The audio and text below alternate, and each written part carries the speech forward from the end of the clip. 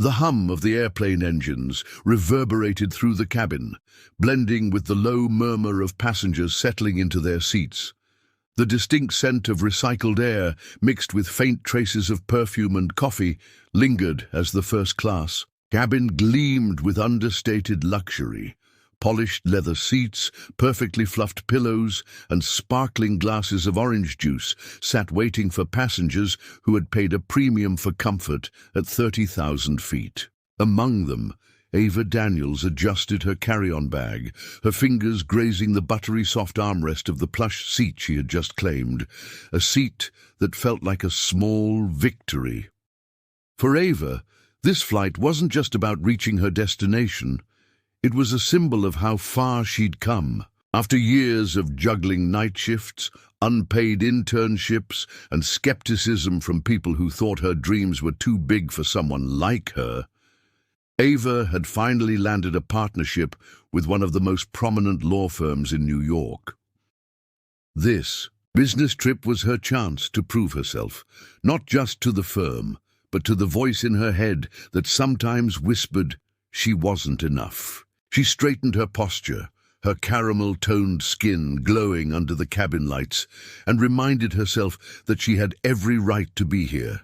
Yet, even as Ava tried to relax, she felt it, the weight of unspoken judgment. It started with a subtle glance from the elderly man across the aisle, his eyes lingering a second too long before he buried his face in his newspaper. Then came the young couple seated 2 rows ahead, exchanging a quick, whispered conversation while sneaking glances back at her. Ava had experienced this before. The stares, the questions that weren't asked aloud but hung heavy in the air. Her phone vibrated in her lap, breaking her train of thought. A text from her best friend, Mia, flashed on the screen. "Safe flight. Superstar. Show them who you are." Ava smiled, the encouragement pulling her back to the moment. She looked out the window at the bustling activity on the tarmac, feeling both grounded and exposed in the confined space of the airplane cabin. A polite but sharp voice interrupted her thoughts. "Excuse me, ma'am." Ava turned to see a flight attendant standing beside her, a woman in her late 30s with neatly tied blonde hair and a name tag that read, Erica. Her expression was courteous, but her tone carried an edge that Ava couldn't ignore. "Yes," Ava replied, her voice steady but cautious. Erica glanced at Ava's boarding pass, which rested on the tray table. Her blue eyes darted between Ava and the pass, as if searching for something that didn't quite align. "I'm sorry, but I need to verify your seat assignment. Can I see your boarding pass, please?" Ava felt a flicker of irritation, but handed over the pass without hesitation. She watched as Erica scanned it, her lips pursing slightly before she handed it back. "This is seat 3A, Erica said, her tone shifting into something patronizing. "Are you sure you're in the right place?" Ava's jaw tightened. "Yes, I'm sure," she replied evenly, resisting the urge to snap. Erica smiled, but it didn't reach her eyes. "We just like to double-check sometimes," she said before walking away, her heels clicking against the carpeted aisle. Ava exhaled, feeling the tension tighten across her shoulders. She glanced around the cabin and caught the eyes of the elderly man again. This time, he didn't bother to look away. Her stomach churned, but she straightened her back and reminded herself that she belonged here. Minutes later, the final boarding announcement echoed through the cabin, and passengers filtered into their seats. Ava closed her eyes, hoping to drown out the uneasy energy around her, but peace was short-lived. A commotion near the front of the plane drew her attention. Erica had returned, accompanied by a tall man in a crisp suit, likely the head flight attendant. Ava couldn't hear their hushed conversation, but Erica's pointed gestures in her direction left little room for doubt about who or what they were discussing. The man approached with an air of authority, his expression carefully neutral. "Good evening, ma'am," he said, his voice professional but firm. "We seem to have encountered an issue with seat assignments." "This seat might have been double-booked," Ava's stomach dropped. "Double booked," she repeated, her voice laced with disbelief. "I've had this seat confirmed for weeks." The man offered an apologetic smile. "I understand, but we might need to move you to another seat while we sort this out. Would you mind following me to the main cabin?" Ava's heart raced, and a dozen thoughts crashed through her mind. She glanced around the cabin, catching the furtive glances of other passengers, their curiosity thinly veiled. This wasn't just about a seat. It was about something deeper, something she couldn't quite name, but felt in her bones. Ava didn't move. Instead, she looked the man squarely in the eye. "I'm sorry," she said, her voice calm but resolute, "but I paid for this seat, and I'm not going anywhere." The man hesitated, clearly unprepared for her refusal. Erica, who lingered a few feet away, stepped closer. "Ma'am, we're asking you to cooperate. This isn't personal. It's policy." Ava's lips pressed into a thin line. "Policy?" she echoed. "Is it policy to question passengers who've done nothing wrong?" The tension was palpable now, thick enough to cut with a knife. Erica's polite facade began to crack, her tone losing its practiced charm. "If you won't cooperate, we'll have to escalate this further." Ava felt her pulse thudding in her ears, but she didn't flinch. She thought about all the times she had been told to stay quiet, to avoid making waves. Not this time, she decided. Before she could respond, a voice from behind broke the standoff. "What's going on here?" Ava turned to see a middle-aged woman with sharp eyes and a commanding presence standing in the aisle. Dressed in a tailored navy suit, she exuded authority. Her piercing gaze moved between Erica, the head flight attendant, and Ava. "I'm sorry, but is there a problem?" the woman asked, her voice steady and cold. Erica faltered, her confidence visibly shaken. "We're just sorting out a seating issue," she replied. The woman raised an eyebrow. "Funny, because it looks like you're harassing a paying passenger." Ava's breath hitched. The cabin had gone silent, every eye on the unfolding scene. Erica opened her mouth to respond, but the woman cut her off. "You might want to think carefully before taking this any further," she said, her tone like steel. Ava felt the beginnings of a smile tug at the corners of her lips, but she didn't let it show. For the first time since boarding, she felt a flicker of hope, but just as quickly it was overshadowed by a sinking realization. This wasn't over yet. Ava's heart was still pounding as the woman in the navy suit stood her ground, her words slicing through the thick silence of the first-class cabin. The flight attendant, Erica, hesitated, visibly weighing her next move under the weight of the newcomer's steady glare. The head flight attendant glanced nervously between them, clearly uncomfortable with the escalating scene. Ava sat frozen, unsure whether to feel relieved or braced for another wave of humiliation. "Are you going to resolve this professionally?" the woman demanded, her tone sharp. "Or should I make a call to your corporate office?" Erica's face flushed, and after a moment's pause, she took a step back. "There's no need for that," she muttered, her previous confidence evaporating. "We'll double-check the situation." The woman's gaze lingered on Erica for a moment before she turned to Ava and offered a small, reassuring smile. "Hold your ground," she said quietly, before returning to her seat. Ava barely managed a nod in response.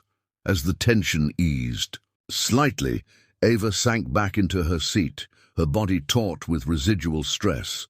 Her mind flashed back to a memory, one she hadn't revisited in years. She was 10 years old, standing in the hallway of her school, while a teacher scolded her for speaking out of turn in class. It wasn't what she'd said, but how she'd said it. Assertive, unapologetic, too much for someone so young. "You have to know when to stay quiet, Ava," her mother had told her later that day. "Sometimes the world doesn't want to hear your voice, no matter how right you are." That advice had followed her into adulthood, a whisper in her mind during every uncomfortable moment when she felt unseen or out of place. But it hadn't silenced her completely. Ava had spent years balancing that internal conflict, navigating a world that often asked her to shrink while her ambitions demanded she grow. The sound of the intercom crackling broke her reverie. The pilot's calm voice announced the final boarding call, and soon the last stragglers filed onto the plane. Ava glanced around, catching snippets of hushed conversations and speculative glances still directed her way. The man, seated across the aisle, who'd been stealing judgmental glances earlier, leaned forward slightly, as if deciding whether to speak. When their eyes met, he offered a thin smile that felt more like an attempt at politeness than sincerity. "Don't mind all this fuss," he said. "These things happen all the time." Ava tilted her head, unsure if his comment was meant to reassure her or dismiss her. "Do they?" she asked, her tone carefully neutral. "Well, maybe not exactly. Like this," he admitted, adjusting his tie awkwardly. "But you know how airlines are." Ava didn't respond.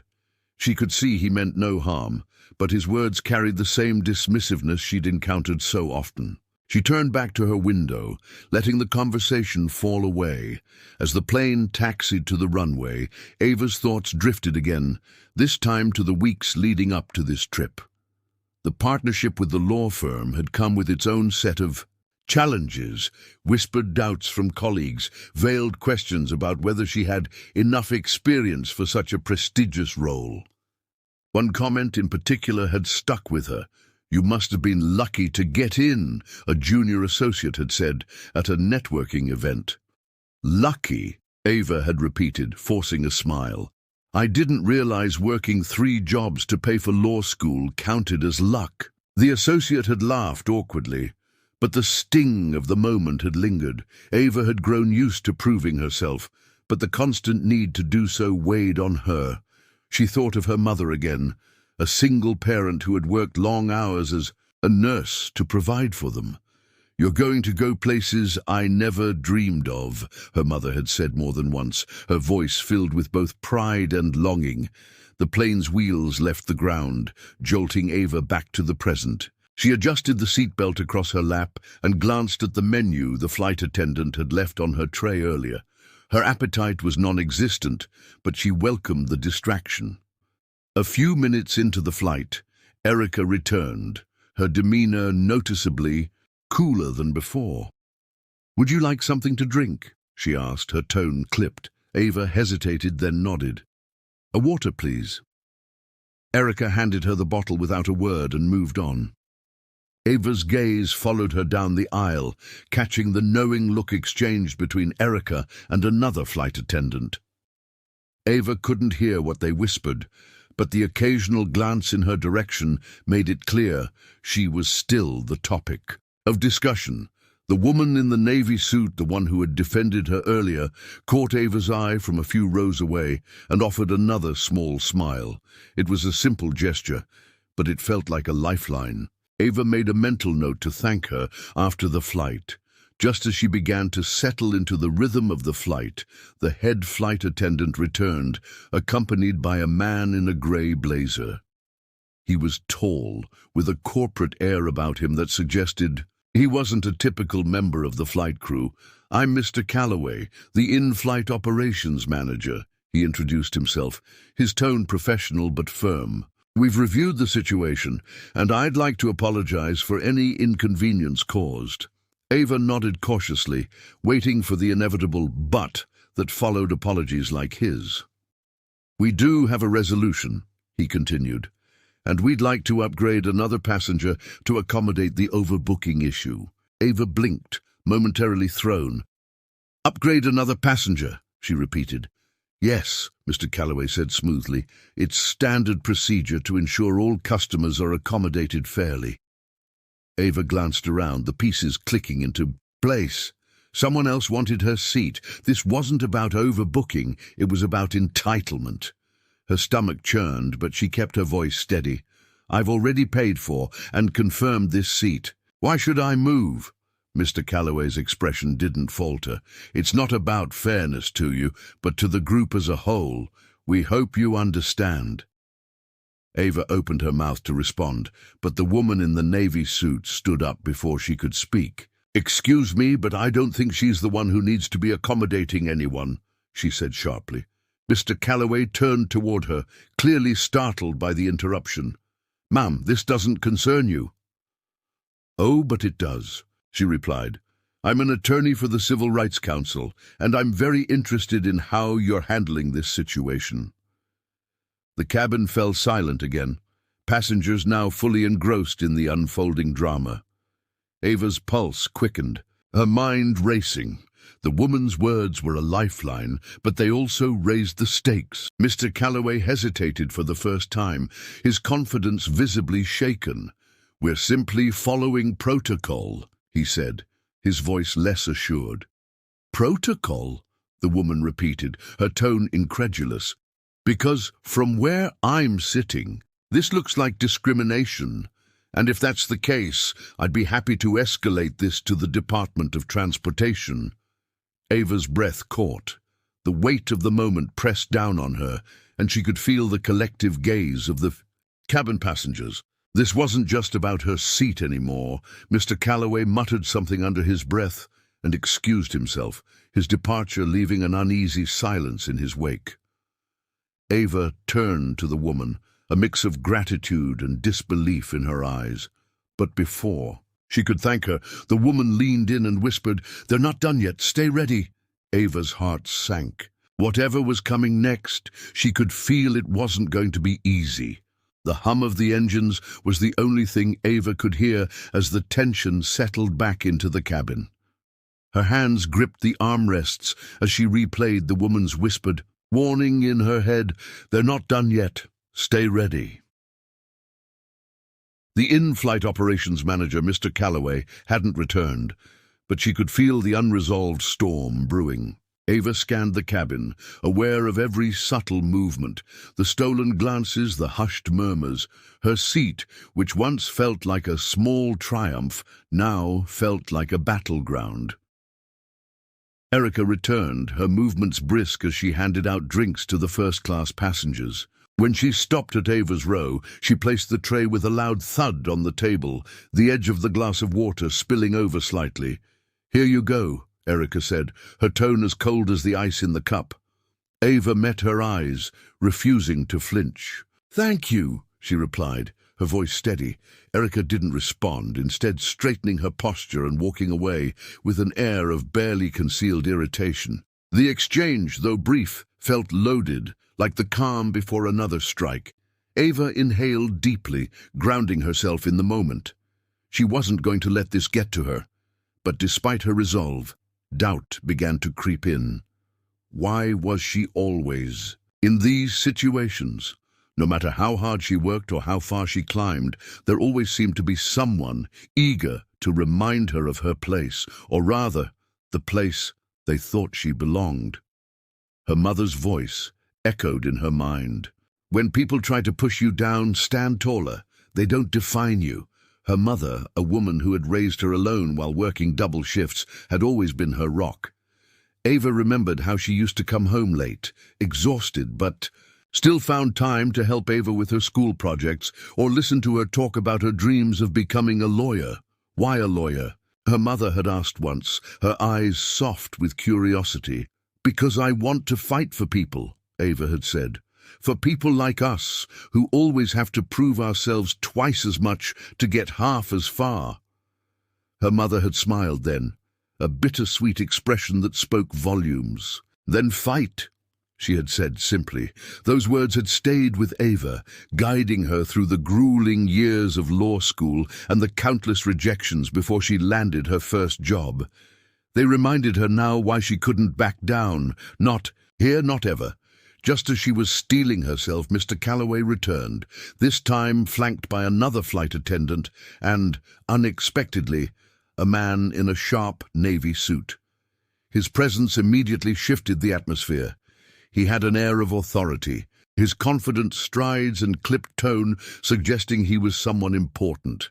Ava's curiosity sparked, but she kept her expression neutral. "Miss Daniels," Mr. Calloway began, his voice measured but carrying an undercurrent of tension.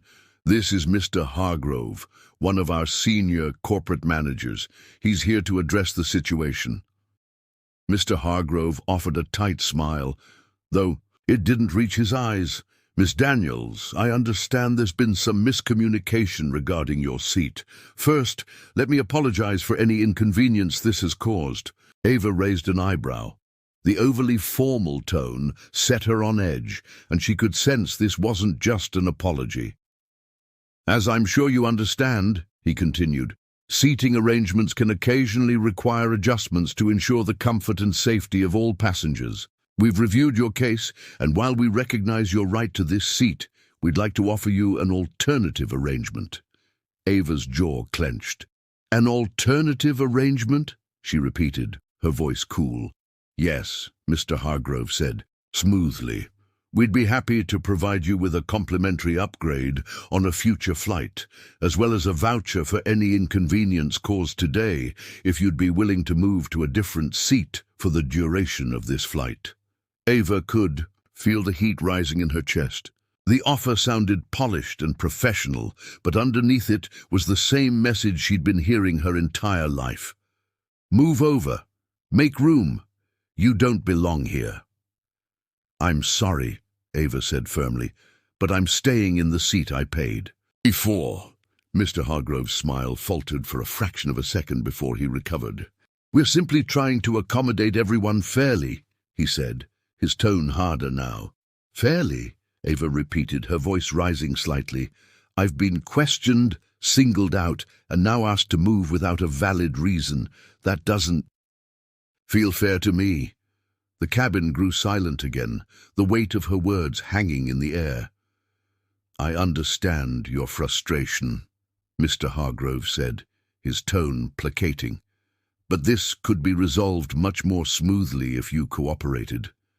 Ava leaned forward slightly, meeting his gaze head-on. What I understand, she said, her voice steady, is that I paid for this seat.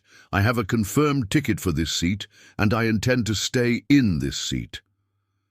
Mr. Hargrove's face darkened, and for the first time a flicker of frustration broke through his polished demeanor. He straightened, his body language stiff and formal. Very well, he said curtly, if that's your choice. He turned and walked away, Mr. Calloway trailing behind him. The flight attendants exchanged uneasy glances before resuming their duties, but the tension in the air was palpable. Ava exhaled shakily, her hands trembling slightly as she reached for her water. She could feel the eyes of the passengers on her, some sympathetic, others curious, and a few judgmental. Nice work, a voice said quietly from behind her. Ava turned to see the woman in the navy suit again, her sharp eyes glinting with approval. I don't know how you do it, Ava admitted, her voice low. Stay so composed. The woman smiled faintly. Years of practice, she said. You'll get there. Before Ava could respond, the lights in the cabin dimmed, signaling the start of the in-flight entertainment. Ava settled back into her seat, but her mind refused to quiet. She could still feel the weight of Mr. Hargrove's words, the barely veiled threat in his tone. As she stared out the window into the dark expanse of sky, something caught her attention. A brief, almost imperceptible exchange between Erica and Mr. Calloway at the front of the cabin. They were speaking in hushed tones, their body language tense. Erica's expression was tight, her arms crossed as she nodded in response to whatever Mr. Calloway was saying. Ava's unease deepened. What were they planning? Her thoughts were interrupted by a sudden announcement over the intercom. Ladies and gentlemen, this is your captain speaking. We're experiencing some minor turbulence ahead, so we ask that you remain seated with your seatbelts fastened for the next 20 minutes. Thank you. The announcement was routine, but it did little to calm Ava's nerves. She couldn't shake the feeling that something was coming, something she wasn't prepared for. Her phone buzzed in her lap, and she glanced down to see a text from Mia. Thinking of you. Don't let anyone mess with your shine. Ava smiled faintly, Her friend's words a small comfort. She thought about the countless times Mia had talked her off the ledge during law school, reminding her of her worth when self-doubt threatened to consume her. "You've come too far to let them win," she told herself. But as the plane shook slightly with the turbulence, Ava couldn't help but wonder what fresh challenge awaited her in the next few hours. She had no idea that the real turbulence, the kind that couldn't be measured by instruments, was yet to come. The turbulence outside the plane mirrored the storm brewing within the cabin. Ava gripped the edge of her armrest, not out of fear of the plane's movements, but because she could feel the conflict closing in on her. Every interaction seemed laced with venom, every glance a silent challenge. Erica's hostility had gone from subtle barbs to blatant dismissiveness, her disdain painted on her face like a mask she no longer cared to hide. Ava tried to focus on the view outside, but the darkness of the sky felt endless, pressing in on her. Her mind replayed every moment since she had boarded this flight. The microaggressions, the not-so-quiet whispers, the outright challenge to her presence. It all swirled together like a heavy weight in her chest. Suddenly, Erica appeared. Again, her movements clipped and deliberate as she reached Ava's row. Ava braced herself, already anticipating the next slight. "Excuse me," Erica said curtly. "I need you to stow your bag in the overhead compartment. It's not permitted on the floor during turbulence." Ava frowned, glancing down at the small bag tucked neatly under the seat in front of her.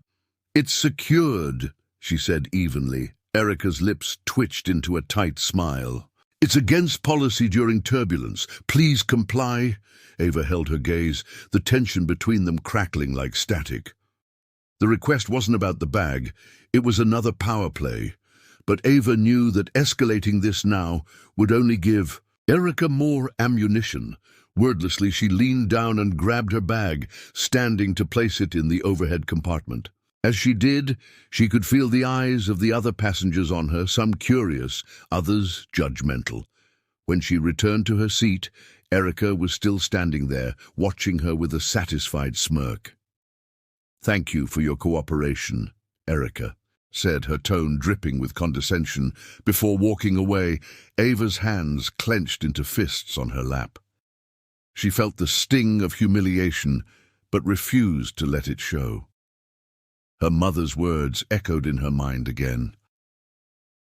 "When they try to break, you don't let them see you crack." She took a deep breath, willing herself to calm down. This wasn't over, not by a long shot. Across the aisle, an older man in a tailored suit cleared his throat. "You're handling this remarkably well," he said softly, leaning slightly toward her. Ava looked at him, surprised by the kindness in his tone. "I'm not sure I have much of a choice," she replied with a small, strained smile. "Sometimes," he said, his voice low, "the hardest battles are the ones fought quietly. But don't mistake quiet for weak. They're watching you, and it's clear you're stronger than they expected." The man's words were a balm to her frayed nerves, but before Ava could respond, there was a commotion near the front of the cabin. A passenger, an older woman with a commanding presence, was standing, her voice raised in protest. "This is unacceptable. I've been a loyal customer for decades, and now you're telling me I can't sit where I reserved."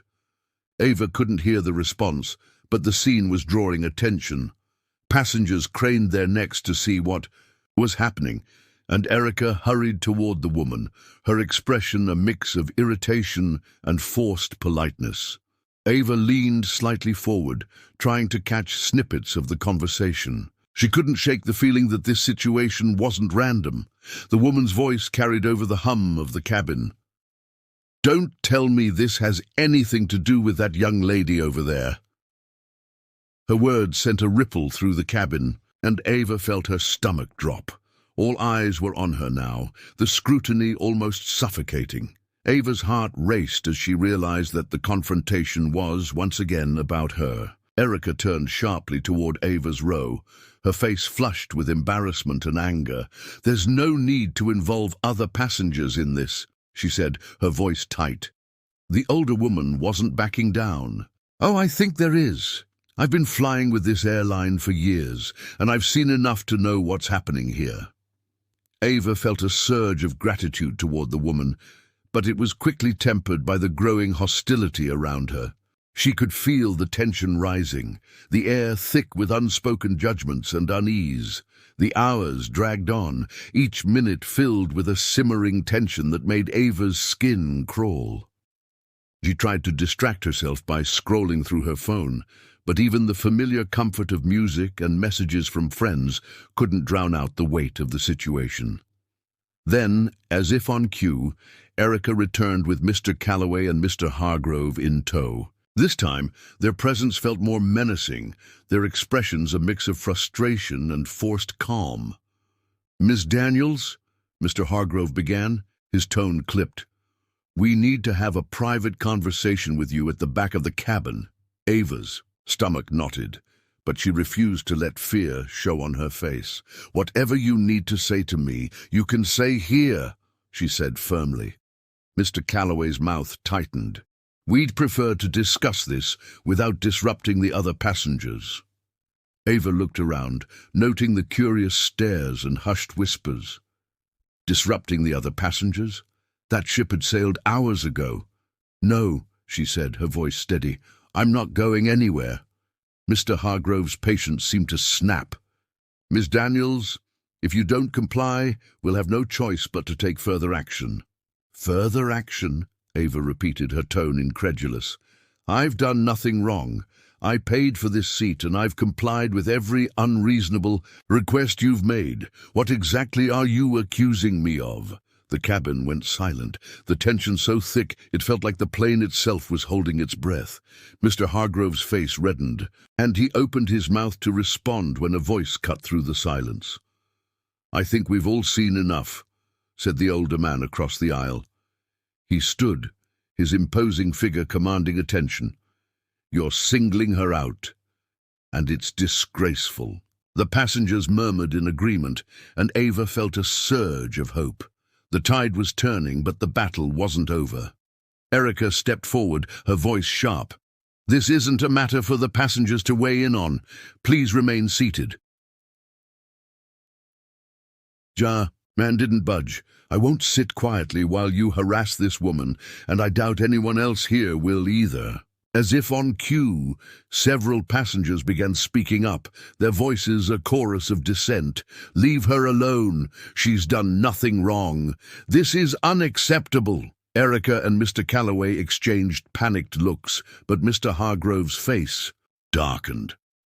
"Enough," he barked, his voice cutting through the noise. He turned back to Ava, his expression hard. "This isn't over." With that, he stalked off, Erica and Mr. Calloway following close behind. Ava slumped back in her seat, her heart pounding. She felt a hand on her shoulder and turned to see the older woman who had spoken up earlier. "You've got more people on your side than you think," the woman said gently. Ava nodded, her throat tight with emotion. For the first time in hours, she felt a glimmer of hope. But as the plane shook again with another bout of turbulence, Ava couldn't shake the feeling that the storm was far from over. She glanced toward the front of the cabin, where Mr. Hargrove and Erica were deep in conversation. Their body language was tense, and Ava's instincts screamed that something wasn't right. And then, as if to confirm her fears, the lights flickered, and a voice crackled over the intercom. "Ladies and gentlemen, this is your captain. We're experiencing some unexpected technical difficulties. Please remain seated and follow the instructions of the crew." Ava's heart sank. The real turbulence had just begun. The cabin plunged into chaos as the captain's announcement ended. Passengers exchanged worried glances, the air thick with tension. Ava tried to keep her breathing steady, but her heart hammered in her chest. The flickering lights, coupled with the ominous tone of the captain's voice, set everyone on edge. She glanced at Erica, whose composed mask had slipped. Her frantic whispers to Mr. Hargrove revealed an unease Ava had never seen before. It wasn't just the turbulence. Something deeper was unraveling. As the minutes crawled by, the plane shook violently again. Gasps rippled through the cabin. A flight attendant hurriedly passed by, instructing passengers to secure their seatbelts. Ava leaned, her head back, gripping the armrest tightly. She whispered a silent prayer, unsure if she was asking for safety or the strength to endure what came next.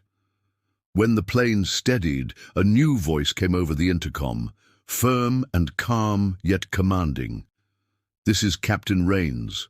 Ladies and gentlemen, we've resolved the technical issue, but I have just been made aware of an incident involving one of our crew members. I ask for your patience as we address the matter promptly." Ava's brows furrowed. An incident? What could the captain be referring to?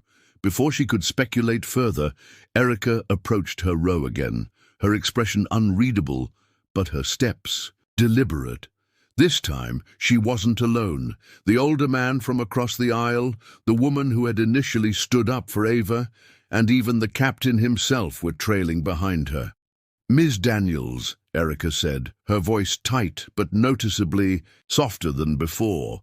"Captain Rains would like a word with you."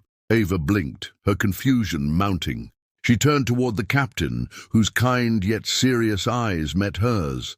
"Miss Daniels," he began, his voice low enough that only she and the surrounding passengers could hear, "I've been informed of the treatment you've endured during this flight.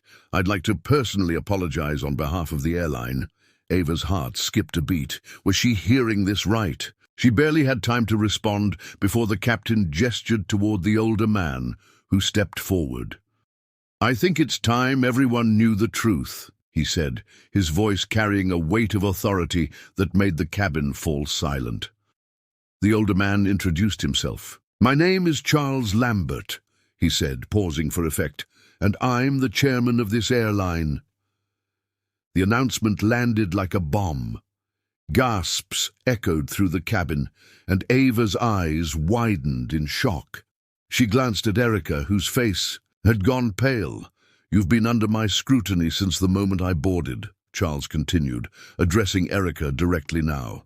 "And your actions have been nothing short of disgraceful," Erica stammered, her professional facade crumbling. I was only following protocol." Charles held up a hand, silencing her. "Protocol? Is it protocol to single out a paying passenger, humiliate them repeatedly, and attempt to remove them from a seat they rightfully purchased?" Erica's mouth opened and closed like a fish out of water. Ava's heart swelled as she realized what was happening. For hours, she'd felt powerless, but now the balance was shifting. Charles turned to Ava, his expression softening. "Ms. Daniels, I owe you an explanation and a personal apology. I intentionally booked this flight as an undercover passenger to observe the experience we provide. What I witnessed today was appalling." Ava could barely process his words. The chairman of the airline had been sitting mere feet away from her this entire time. "The way you handled yourself," Charles continued, "with grace, dignity, and patience, despite the blatant mistreatment, is a testament to your character." He turned back to Erica. "And a damning indictment of yours." Erica looked as though she might faint. Her gaze darted to Mr. Hargrove and Mr. Calloway, but they both avoided her eyes. Charles wasn't finished. "I've already instructed the crew to document this incident in detail. Upon landing, a full investigation will be launched, and I can assure you, Ms. Daniels, that this will not go unaddressed." A ripple of applause broke out among the passengers, who had been silently watching the exchange. Ava felt tears sting. Her eyes, not of sadness, but of overwhelming relief and vindication. As the applause died down, Erica made one last attempt to defend herself. "Mr. Lambert, I can explain—" "Enough," Charles said sharply, his tone brooking no argument. "You've done enough. Please return to the galley and await further instructions." Erica hesitated, looking as though she might protest, but the weight of Charles's authority silenced her. She turned and walked away, her shoulders hunched in defeat. For the first time, Ava felt the oppressive weight on her chest begin to lift. She exhaled shakily, glancing at Charles. "Thank you," she whispered, her voice thick with emotion. Charles gave her a small, reassuring nod. "No, Miss Daniels, thank you for your patience, your resilience, and for not letting this define your worth. I'll personally ensure you're compensated for this ordeal." The rest of the flight passed in a surreal haze. The atmosphere in the cabin shifted dramatically, with passengers offering Ava kind smiles and words of encouragement. Even the crew, now under the scrutiny of their chairman, went out of their way to ensure her comfort. As the plane began its descent, Ava stared out the window at the city lights below. Her emotions swirled: relief, gratitude, and a simmering anger at what she'd endured. But above all, she felt a newfound resolve. She thought of her mother again, of the countless lessons on perseverance and self-worth. She thought of the passengers who had stood up for her, strangers who refused to stay silent in the face of injustice. And she thought of Charles Lambert, whose presence had turned the tide in her favor. When the plane landed and the passengers began to disembark, Charles approached Ava one final time. "Miss Daniels," he said, handing her a business card, "if you ever need anything, don't hesitate to reach out. And please, don't let this experience deter you from flying with us again. We'll do better, I promise." Ava took the card, her fingers brushing against its embossed lettering. "Thank you, Mr. Lambert, for everything." As she stepped off the plane and into the terminal, Ava felt lighter, as though she'd shed the weight of the entire flight. She walked with her head held high, her spirit unbroken. And though the memory of Erica's actions would linger, Ava knew it wouldn't define her. If anything, it had only made her stronger. But as she disappeared into the crowd, Erica sat alone in the galley, awaiting her fate. The once confident flight attendant now faced the consequences of her own arrogance, and she knew there would be no escaping them. The terminal buzzed with the chatter of passengers hurrying to their destinations, but Ava moved slowly, savoring the fresh air and freedom after hours in the stifling cabin. She clutched the business card from Charles Lambert in her hand, its weight feeling almost symbolic, a key to something greater. As the memories of the flight swirled in her mind, Ava resolved that this wouldn't just be her story. It would be a catalyst for change. Ripples of change within days, news of the incident went viral. A passenger seated a few rows behind Ava had recorded parts of the interaction, capturing Erica's sharp tone and Charles's dramatic revelation of his identity. The video quickly spread across social media platforms, sparking outrage and a broader conversation about equity and accountability in customer service. The airline issued a formal statement apologizing to Ava and promising a comprehensive review of their staff training and protocols. Charles Lambert himself appeared in a video message, outlining new measures the airline would implement. Mandatory diversity and inclusion training for all employees, a revised customer service protocol to ensure equitable treatment. A new hotline for passengers to report discriminatory behavior. Ava watched the announcement with a mix of pride and disbelief. Her ordeal had been painful, but seeing it drive meaningful change felt like a victory for more than just herself. A new beginning. Meanwhile, Erica faced the fallout of her actions. The investigation confirmed multiple complaints about her behavior on past flights, painting a picture of a pattern rather than an isolated incident. She was terminated from her position, and while Ava didn't rejoice in someone else's downfall, she couldn't deny feeling a sense of justice. For Ava, life didn't return to normal, it evolved. The unexpected media attention opened doors she hadn't anticipated. Activist groups and organizations advocating for equity reached out, inviting her to speak about her experience. At first, she hesitated, unsure if she wanted to relive the trauma, but then she thought about her mother's words. When you have a voice, use it, even if it shakes. Ava knew she had a responsibility, not just to herself, but to others who had been silenced or dismissed.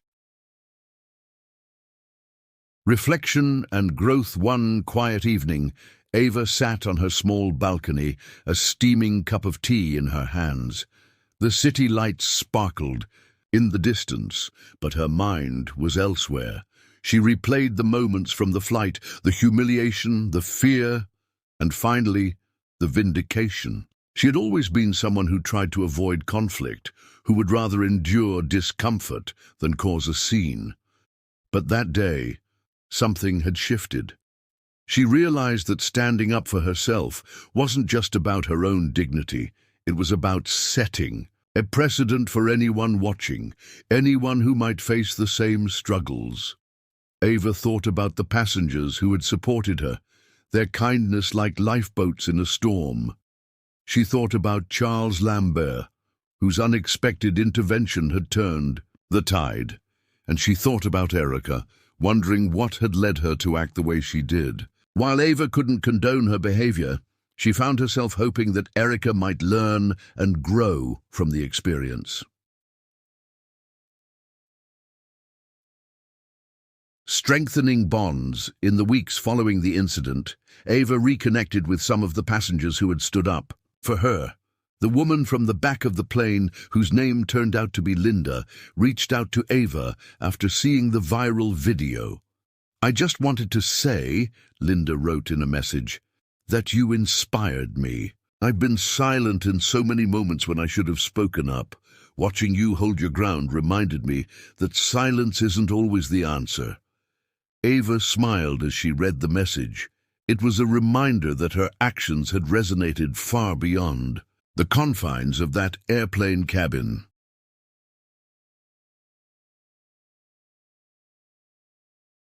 A platform for change. Months later, Ava stood at a podium in a packed conference hall. The event, organized by a non-profit focused on combating discrimination, was her first major speaking engagement. Her hands trembled slightly as she adjusted the microphone, but as she began to speak, her voice grew steady. She recounted her experience, not as a tale of victimhood, but as a story of resilience and the power of collective action. "I wasn't alone that day," she said, her eyes scanning the audience. "And that made all the difference. When we stand together, when we refuse to accept what's wrong, we create change, not just for ourselves, but for everyone who comes after us." The audience erupted into applause, and Ava felt a warmth spread through her chest. This was her new purpose, turning pain into progress, using her voice to amplify others.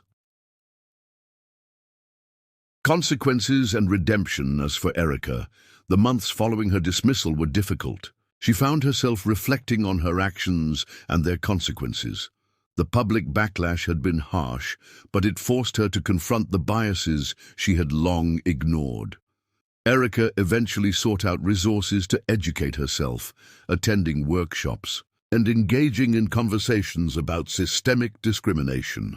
It was a slow and humbling journey, but one she hoped would lead her to be a better person. An inspiring legacy. By the time the anniversary of the flight rolled around, Ava had become a prominent voice in the movement for equitable treatment in the travel industry. She worked closely with airlines, helping to develop training programs and policies designed to prevent incidents like hers from happening again. Her story became a symbol of resilience and hope, a reminder that even in the face of injustice, change is possible. Ava's journey inspired countless others to stand up for themselves and each other, creating ripples of change that extended far beyond the confines of that airplane cabin. A hopeful future. One sunny afternoon, Ava boarded another flight, this time as a guest of honor for the airline's new diversity initiative. The crew greeted her warmly, their genuine smiles a stark contrast to the tension she had felt during that fateful flight months ago. As she settled into her seat, Ava looked around, her heart swelling with gratitude. The world wasn't perfect, and the fight for equity was far from over, but in that moment she felt a profound sense of hope. She leaned back, closed her eyes, and let the hum of the engines lull her into a peaceful state. This time, she wasn't bracing for a battle. She was simply enjoying the journey, knowing she had helped pave the way for others to fly a little higher. Final note to the audience. Ava's story isn't just about one woman's struggle. It's about the power of community, accountability, and resilience. When we come together to challenge what's wrong, we create a world where everyone has a seat at the table or on the plane.